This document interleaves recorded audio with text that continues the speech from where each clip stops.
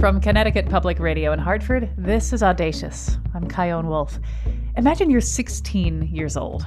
You've spent your whole life in one city, surrounded by the people and places, smells and foods, traditions and sounds that you know best. Then, one day, you pack your bags and fly to an entirely different country. You've never been there before. You've only seen it in the movies and the news, and you don't know anybody there. But you've made the choice to step into the unknown, to learn and grow in a place that isn't yours. That is what Salaar Muhammad did when he left his home in Lahore, Pakistan, and arrived in Rockville, Maryland. He got a scholarship through the U.S. Department of State's Kennedy Lugar Youth Exchange and Study Program. The YES program supports high school students from countries with significant Muslim populations to live and study in the United States for a whole school year. Salaar lived with a host family, navigating a new school, new friendships, new food, and a whole lot of new experiences. And we followed him the entire time, starting in July of 2023, before liftoff, still comfy in his home in Lahore. Now, the audio quality for this first conversation is a little bit rough, but I promise subsequent ones sound much, much better. When we first connected, I wondered what Salaar was hoping to get out of this whole experience abroad. So basically, in my country, we don't have a lot of opportunities, and there's not like variety and stuff. In US, I can like choose my own subjects, do different sports, become a young ambassador. It's gonna shape me, make me mature. I'll understand things better. So yeah. You said it will make you more mature, it'll change you. What other ways are you hoping that this forms you? I'm hoping to understand other people's perspectives and understand how they live, what are their way of doing things, and also share my way of doing things. And I hope we get along and that it's a great experience. What are you especially excited about doing while you're here? Of course, you're excited about school, sports, but what else is sort of making you all tingly and excited? It's basically the high school experience because the movies I've watched, high school movies, the locker room hallways and the classrooms, the after school sports. Yeah. The high fives, the beautiful people, the food. What about the food? Is there any food that you're looking forward to trying? Yeah, I'm looking forward to trying Mexican food, basically. Tacos, Italian food too. American Italian food. Yeah, it's pretty exciting. As you ponder leaving home for a long time, what do you think you're going to miss the most about home? Well, I have a younger brother here too. We basically do everything together. Like, he doesn't leave me alone. So I'm going to miss him very much. Because his presence is very magical. His presence is very magical? Is that what you just said? Yeah, like when the time is coming of me leaving, I'm thinking about things, and yeah, that's making me kind of emotional too. When it comes to you thinking about this big experience that is about to unfold, what is making you quake in your boots a little bit? So basically, how there's not gonna be people, Pakistani people, basically that are around me. There are gonna be a whole lot of different races and different people with different perspectives, which is gonna be a little hard to interact with them the first time I meet them. But I hope I'll get the hang of it. In your experience at home, as a human being, you go through the world and difficult things happen and you find a way to be calm, you find a way to be compassionate. Hopefully you have difficult conversations with love. Do you feel like you're going to be able to bring the skills you have interacting with people from home to the United States? Yeah, most probably I will. I hope. Because I love meeting new people and seeing how they think about things. So it's going to be a great experience. And I'm nervous about it at the same time too. I think it would be strange if you were not nervous. Yeah. I think it's totally appropriate that you're having a lot of feelings.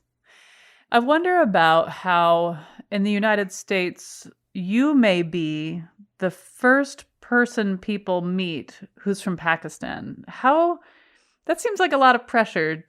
How does that feel when you think, oh my gosh, they've maybe never met anybody from Pakistan and here I am? How does that feel? Yeah. So the people I've talked to that met the US people first time Pakistani people. They basically say they have superstitions about like, do you have camels in your countries? Are there deserts and stuff? So I'm like, I just wanna finish them and tell them about my country, how it's like being here, what is our culture, and it's not. There are deserts here, but it's not all about deserts. That'll be really interesting to see how you are up against these stereotypes. And, maybe the first couple times you hear it, you might be like, no, no, no, I see why you would think that. And you're not entirely wrong, but here's what I can tell you. And then like 4 months later, you're tired of hearing about freaking camels. No, I don't think that's gonna be a problem. I love telling people about my country and my culture, so it's gonna be great.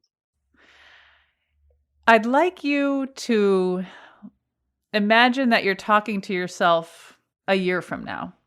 And this is all over. You're back home. What message do you want to send yourself of what you hope you've done that we can play for you when you get back home? I want my future self to know that I'm pretty nervous about going there and meeting new people and presenting my culture, but I hope I do well and people like me there. I make a lot of new friends and stuff. So that's gonna be my main goal there, to present myself and my country. You and I just met, but like, I think you're awesome. I have no doubt that you're gonna just totally shine here. I think that no matter where you go in the world, if you are kind and loving and you have a sense of humor and a light heart, you're gonna be just fine. Just fine. I really look forward to hearing about all you'll learn in this experience. And I'm so grateful that you're letting us ride along with you. So, No, I'm thankful to you guys. I'm very grateful. So thank you so much. okay, now that was recorded back in July of 2023.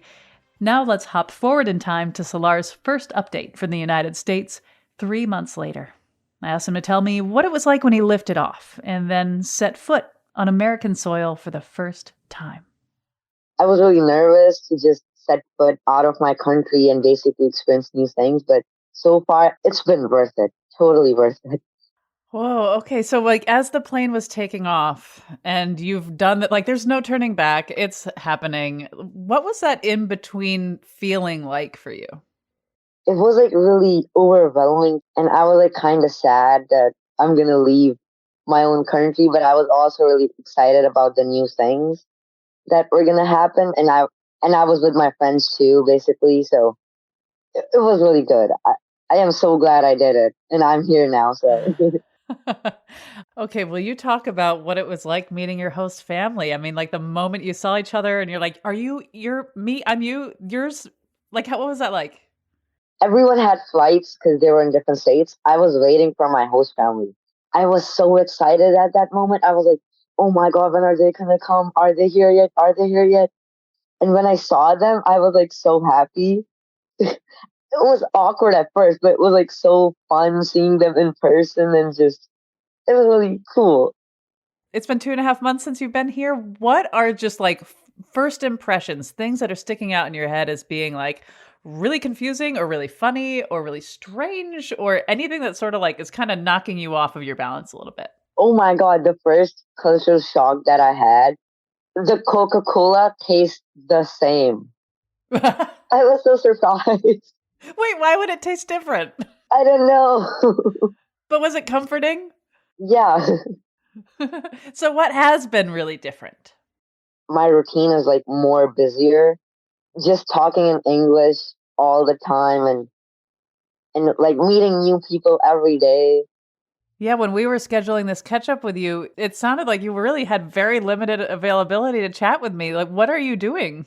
Oh, yeah, today I had like a cross country meet. I'm in the cross country team. And tomorrow I'm going to volunteer at the Turkish festival that's happening in the DC. It's kind of really packed. Yeah, I need a day to just lay down and rest in peace. How has school been different here than in Pakistan? Oh, so different. We do not move from our classes. Teachers rotate. But here we have to rotate. And it was like so busy at first. I was like running to my classes and I didn't know how to. Where was my classes? I got lost like 2 or 3 times. But the teachers are also like really helpful and really friendly here. it's really so different in such a good way. I love it. Have you been learning any slang? Yeah, definitely. Like what? Mostly texting slangs, but like BRB or by the way, like BT dubs. dubs, yeah. Yeah. Have you noticed anything about yourself that's been changing so far? I know 2.5 months is not a long time, but it's some amount of time. Is there anything about you that feels like there's been a shift, either in terms of like contracting and shutting down or expanding? Yeah, I used to be like a really introverted person and I did not like to go out that much. But now I've been in the US, I'm like, I need to try that. I definitely need to try that. So I'm like, just, I've been really outgoing and stepping out of my comfort zone more often than I used to. And I feel like that's so much helpful to me as a person and just growing. It's really helping me to just become a better version of myself and talk to people more comfortably. And yeah, This is the second time that you and I have spoken, and my impressions of you as a person is that you're optimistic, that you're kind, that you're gentle, that you're empathetic and compassionate.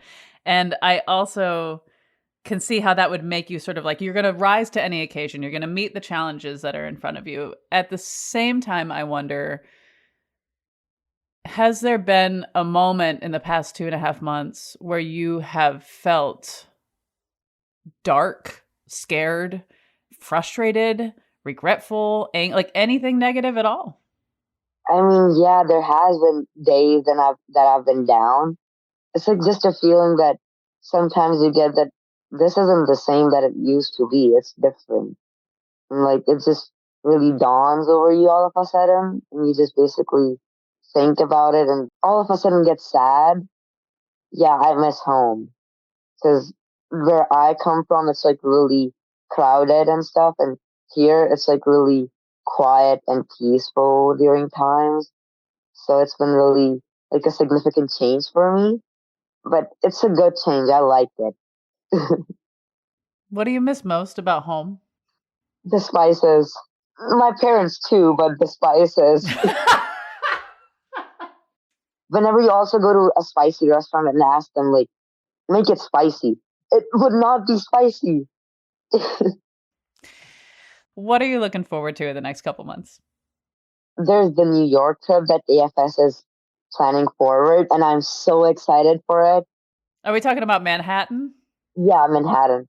We're gonna also go to the Brooklyn Bridge, downtown New York, and everywhere. It's gonna be so fun.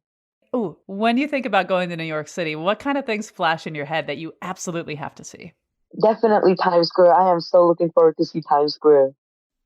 Well, I've asked everything I planned on for this catch up. Is there anything else that you want to make sure we know before I let you go? My cross country team, I sort of want to talk about that too because it helped me so much make friends. Also, during the meet, I beat my host dad's personal record, and I was so happy. He was happy for me too. I heard about my score, and I just ran towards him, and I was like, "I beat your PR! I beat your PR!" And we just sort of started laughing. I am so glad that you found a family or that they found you that is a really great fit. Also, we love to play board games. We have like 70 or 80 board games. 70 or 80? The basement is full of board games. I was overwhelmed, and we've been playing poker, and it's been so fun. I love poker. Wait a minute. What if this is the beginning of you becoming like not only a champion runner, but like a world class poker player? And they're like, Muhammad Salaar, how did you learn poker? And you're like, well, I was an exchange student. Oh my god, I would love to. I would owe them everything. Also, I'm going to a concert right after the New York trip. Do you know about Travis Scott? Yes. Oh my god, I was so excited when I heard he was going to perform in Baltimore. And then me and another AFS student who's like my really close friend, and we both love him. We bought tickets instantly, and we were like, yeah, we're going to go. That was Salaar Muhammad. We're following him during his year abroad from Pakistan to a high school in Maryland. And we're going out of this segment with a track by Travis Scott called Hyena. When we get back, what was his first Ramadan in the U.S. like? It's like I took it for granted, and now I realize how much it meant to me culturally, traditionally, and belief-wise. Plus, what does his host mom have to say about him? He's the kind of person who sees something good in just about everything. So he's just always bringing a smile to people's faces. I'm Kyone Wolf. This is Audacious. Stay with me. I made Italian bread like I done made dough. I be all around the map. Write a show by myself like I'm Chelsea Handler. Or write a series by my like I'm Kelsey Grammer. Nickname the Jet Jayhawk cause it's out of Kansas. You know it's Spalding in my talk, I'm in my Esperanza. You know it's lemon water while we gotta fill the stands up. With slaps in the anthems. Poetic justice, I got you in all my stances. With your model stances. You everything I know about it. This is Audacious. I'm Kyone Wolf. We're following Salaar Muhammad, who at just 16 years old flew from Lahore, Pakistan to Rockville, Maryland. He's part of the Youth Exchange and Study Program that gives Muslim students an opportunity to attend a U.S. high school for a year. Now, before we catch back up with Salaar, I want you to meet Sarah Clapp. She's his host mom. Salaar is one of 2 international exchange students staying with her family through the YES program. And when we recorded this conversation in April of 2024, Salaar had been with the Clapp family for 8 months. So what was it like for Sarah to meet Salaar for the first time? So it doesn't matter how much you try and talk to the kids before they arrive. Like, it's still awkward when you first meet them because you're complete strangers. But, we gave him a hug. We piled into the car. I mean, he was just excited about everything. And he's the kind of person who sees something good in just about everything. And so he's just always bringing a smile to people's faces. And I guess we got that vibe just right from the get-go. Like, he was just going to be a kid who was enthusiastic about everything. And I loved that. As you and I were recording this, we're in Ramadan. And so that is, of course, people who are Muslim celebrate Ramadan, and they don't eat from sun up to sundown or drink. And that's a big shift. What's it been like experiencing Ramadan with him? We've actually had a lot of conversations about how difficult it is to do Ramadan, particularly when it's not a big cultural and religious thing for everyone in the country, basically. I know Pakistan has some diversity, but the majority, of course, is Muslim. So yeah, that's been difficult for him. And it's been difficult for me because I don't always know how to support that. But what I tried to do was to try to take off any particular religion and just put like my spiritual hat on. And I was like, God sent you here, right? He sent you here to learn. He sent you here to do whatever you're going to do. And if part of that is realizing how difficult it is to do Ramadan in a different country, then that's just part of it. And it's okay if you struggle because that's, what's supposed to happen. One of the, I think, great bonding moments that we've had is that the first and second days of Ramadan, I actually joined the boys in fasting because I wanted to understand, even if I couldn't understand it spiritually the way that they do, at least the physical component of what it's like, and to understand why, I hear from Muslims that, Ramadan helps them be thankful and helps them be more compassionate. And yeah, I can totally see it because by the end of the day, you're like, man, I wouldn't want to not be able to eat on a regular basis. I'm super hungry, or at least that's what I thought. So it did kind of make me more thankful for the things that I had. Yeah, and that makes me think about how, as we're recording, there's so much violence happening in Gaza, and that's on the front of so many people's minds. And of course, a lot of people there are Muslim, and they, of course, aren't eating because they're fasting, but they're also not eating because there's no food and very few resources. With what's happening in Gaza, how much is that something you talk about together? We've talked about it a couple of times. It's always difficult to talk about for many reasons. Of course, there's that cultural connection that he feels, and he doesn't articulate this, but I I can see how he draws parallels and how it concerns him. And of course, if I had a similar situation going on, I would be really emotional about it as well. So we have talked about that. We've talked about things that we can do. So I have a few more options to me as a citizen to like reach out to my congressional representatives and things like that, and express my opinion, try to create some change. And it's been really nice to have his perspective when I think about how to do these things. And I'm on the side of civilians. I don't want anyone, Gazan or Israeli, to be harmed in the conflict, but that he can always talk to me about anything. But it's hard to read. Neither student that we have loves talking about that for, I think, really understandable reasons. He is also very funny. I would love to hear about what he's done or said that's made you laugh. That's what she said jokes all the time. All the time. But yeah, he just has this very keen observation of the world and this great sense of observing those small things about situations that are actually quite funny and drawing them out. He has special ways of saying things when he is about to like make a point. Guys, I can't replicate it. But I hear that and I'm like, oh, something that's going to lighten the mood is coming. I can hear in his voice that something is coming. And I love that. Or like sometimes he'll adopt fake accents just to say whatever.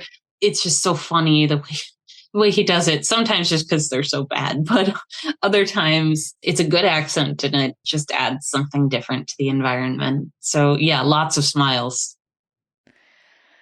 In what ways would you say that he has expanded you, either as a parental figure, as an American, as a spiritual person, as a human being? How has he expanded you? I definitely have a lot of very good spiritual conversations, which is really good for me.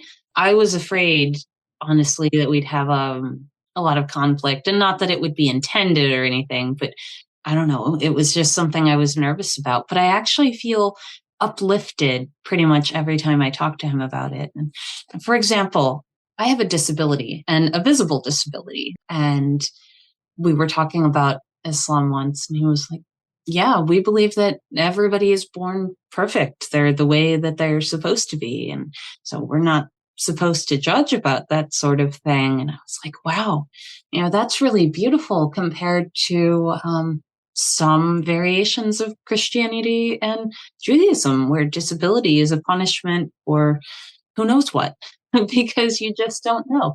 So that was really uplifting and beautiful. I hate to ask this, but when you picture him returning to Pakistan just a few months from now, what goes through your heart and your mind? Oh my God, I'm so sad. I'm also very excited for him. Of course, he's going to, want to see his family and his friends and finish up his school and all of that. But yeah, it's hard to say goodbye. And I know that, when he goes, the house is going to become a lot more serious because I'm kind of a more serious person. And so is my husband. And, my stepson is 9. So like, yeah, sometimes he's funny, but most of the time his jokes are just kind of like dad jokes. So it's not the same sort of humor. So yeah, there's just going to be a profound shift in our family dynamics that I'm not quite prepared for yet. I'm going to miss him a lot. For those who are thinking of maybe someday being a host parent and they're a little bit nervous about it, what would you say? This has been such an enriching experience. The kids bring such joy into my life, even when there are times like, oh my God, you're such teenagers, right? If this potential host family is a family with kids, that's something that they're going to be familiar with. They're also familiar with the idea of, if you have your own bio kid, you have no idea what you're getting. You get what you get, but you love them anyway. And when you're hosting an exchange student, you do get to learn a little bit about the kids before you select a kid to add to your family. So, you have lots of opportunities to try and make sure that there's a great fit. You have lots of opportunities to learn about another culture, lots of opportunities to eat awesome food. But I think I'm actually going to just tell you a really quick story. My stepson, his social development is, in progress like every other kid. And his kindergarten teacher, who had him in class just the year before we hosted our first exchange student, came up to us 3 or 4 months after we'd started hosting her. And she said, this is absolutely the best thing you could have done for him. It's amazing to see the change. It really did open up his perspective. It opened up new interests. And I feel like, not only have I grown as a person, but yes, in fact, it's true. My kids have grown as people, even starting at age 6, which is how old he was when we first hosted. So it's totally logical to be nervous when thinking about adding a new member to your family. But the benefits, I think, far outweigh any of the potential negatives. How would you say he's the most different now than when you first met? He has really grown in confidence and independence. Most students, when they arrive, they're a little nervous, they're a little scared. This is a new culture. It's, they're operating entirely in a new language. They've got all these new experiences they're hitting all the time. And when he first arrived, we made sure that we went to the back to school night at high school so that he could, learn about the different clubs and activities that there were at the school. But I had to stick by both him and Yasser, our other student, because they were nervous about starting conversations. And now I think if we were to go to a back to school night today, he'd be like, oh, you can just drop me off. I'll be fine. He's really just become this social butterfly. I think he would point out a really important difference in that he's grown a couple of inches since he got here and is excited to be taller than when he left. That is going to blow his parents' minds. When you think about his parents, how do you feel? I do feel a little bit of a kinship. Obviously, they're his parents. They know him best, but we are sometimes in contact with them in terms of sharing photographs of the year because parents like to see what their kids are up to. And, before Ramadan started, I reached out to his mom to ask what some of his favorite iftar foods were so that I could try to surprise him. So, yeah, I really do feel like even though we haven't met and we haven't spent a ton of time together, I feel like I have a sense of the type of person that his mom is and that I'm really looking forward someday to meeting her because I do feel like we'd have a sisterly relationship and I'd really like to see that. I hope it's true. Well, Sarah Clapp, thank you so much for talking with me. Thank you for talking with me. I had a great time.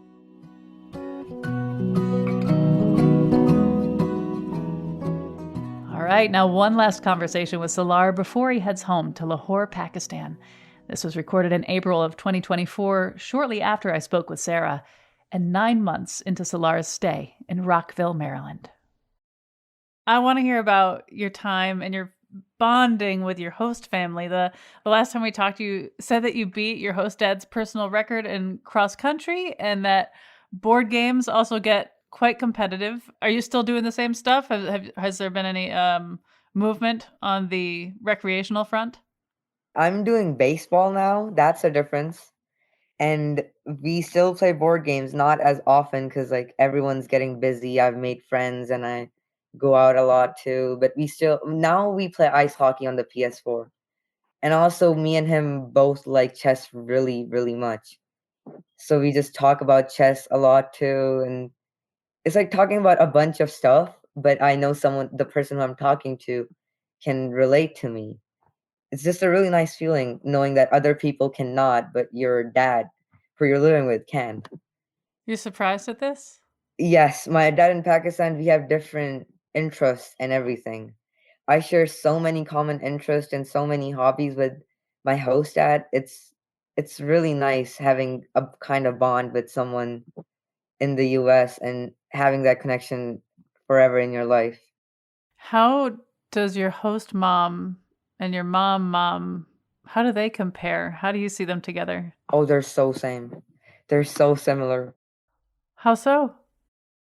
So many ways, basically, like the house rules and everything, and how much she worries, and how certain things she does is what my mom definitely would do back home.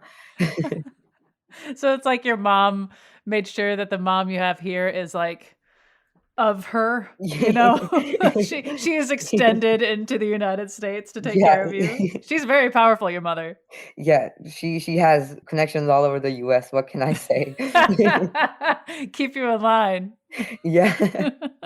But yeah, my host mom and me, we talk about a lot of stuff, and it's just when I really wanna talk to someone about stuff, I just talk to her because she's, like, the easiest to talk to. Life's been so good with them, it's, like, a wonderful experience.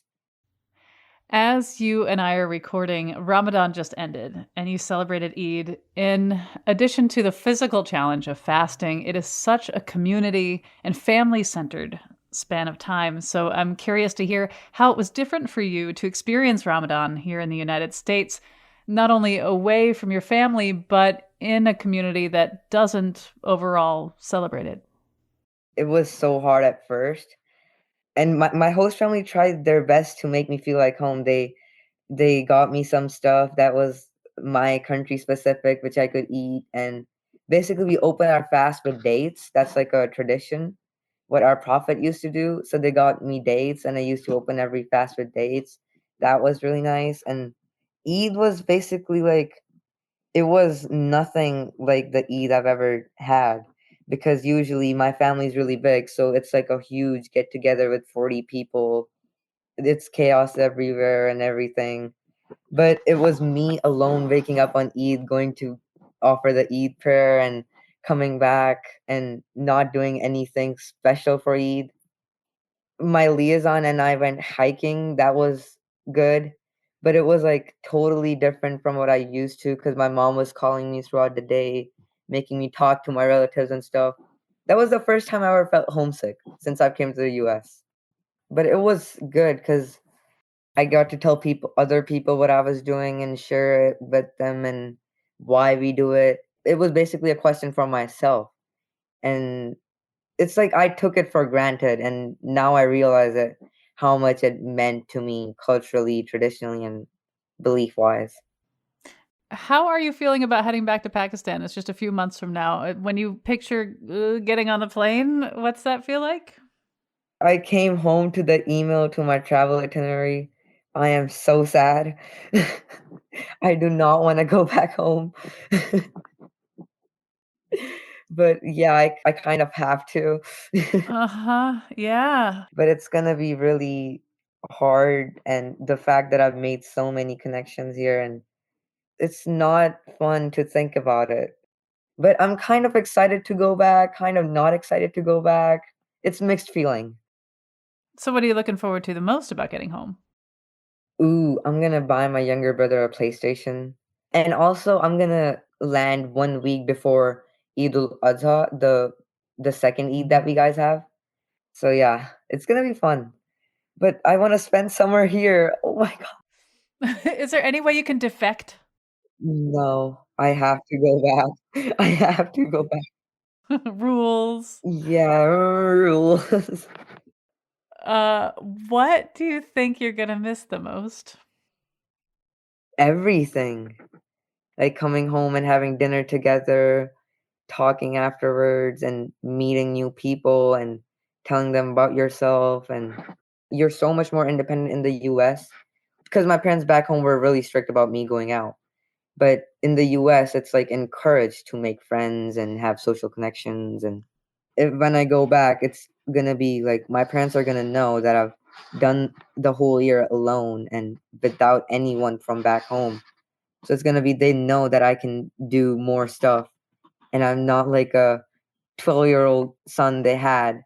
I'm always gonna be a kid to them, but they're gonna be like, oh yeah, he's older and more mature now. He can understand stuff, and yeah. It's almost like you're going to have to train them on you. You could like write them a user's manual with Yeah. pictures and lists like updates. It's like when you get a system update or an app update. You're like, here's my update. I already have so much stuff I'm gonna like make them do when I get back. Like what? Like in the kitchen, basically we have this hanging thing where all the utensils hang. I'm gonna make them do that so bad because I don't want to go dig through a whole cabinet to find one single utensil. And basically I'm gonna make us go out more and trust us more in going out sense, like being basically more independent. How amenable do you think they'll be? I think they will be pretty amenable and be like, yeah, sure. Cause like they know I wasn't here for a year and I'm almost 5 inches taller. Oh my God. Oh, that's going to blow their minds. I'm almost as tall as my dad, like 1 inch off. What do you think you won't miss about the United States? The food. I'm gonna have to go with the food. Okay, what food comes to mind as egregious? Basically chicken tender and fries. I miss my food the most. Like, that's the one thing I've been missing since day one. And I still miss it a lot because it's not the same here. Did you find any restaurant that even came kind of close? There was this one restaurant in Chicago. It made chicken tikka masala exactly how my mom would. I tried to pack it up and take it back with me, but we didn't have enough space.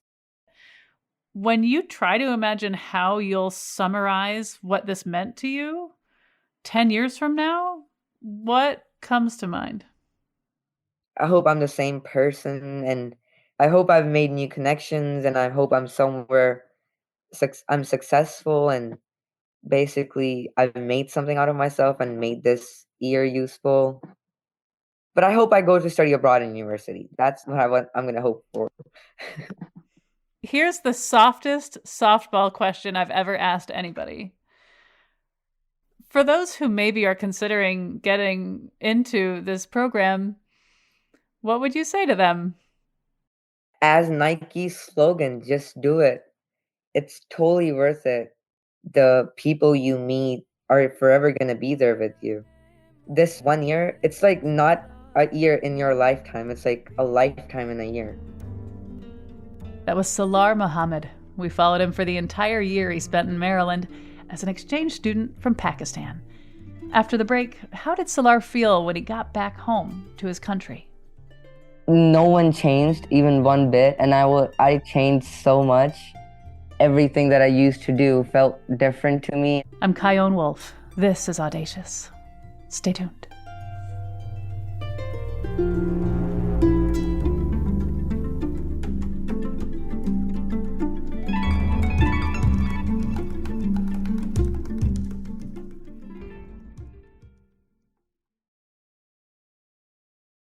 This is Audacious. I'm Kyone Wolf with our final interview with Salaar Muhammad.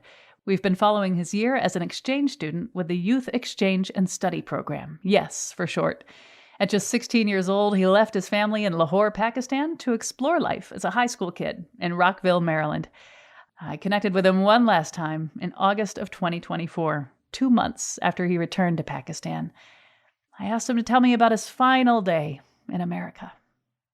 I did not want to leave at all. I didn't want to get out of bed. I didn't want to do the last minute packing things that I had to. The last car ride I was just like begging them to take detours to make me stay longer. It didn't work, but it was worth a shot. So what was it like saying goodbye to them officially? It was hard. I was just thinking about all the times we spent together, the small things, the dinners, playing Mario Kart together, and it was not fun, but I knew it was going to happen, so yeah. Will you take me to when you were sitting in the airplane seat and your seatbelt was fastened and they finished saying all the safety procedures and the plane was taking off. Will you talk about what you felt like in that moment? I had a dedicated playlist for airplane when I take off, and it was playing, and all the memories just came running back to me, and it was not nice. What was the song that was playing when you took off? I think it was 505 by Arctic Monkeys. I wasn't expecting myself to feel the feelings. I know that's not what should happen, but I was like, nah, I wouldn't miss America that much. But no, I do miss America. So what was it like when you touched down and then you saw your parents again? Tell me about that moment. I was so happy. I felt like I didn't miss Pakistan that much, but I did. The culture, the people, the food, especially. It was so crazy hearing people talk in Urdu. The moment I landed, I was like, wow, I'm back. Now, I imagine that your facility for speaking Urdu did not go away. Did you feel any sort of challenge communicating when you got back? Okay, so basically, no one changed even one bit, and I changed so much. Everything that I used to do felt different to me, and how I used to talk and everything. Basically, I used to be a very loud person because it's in our culture.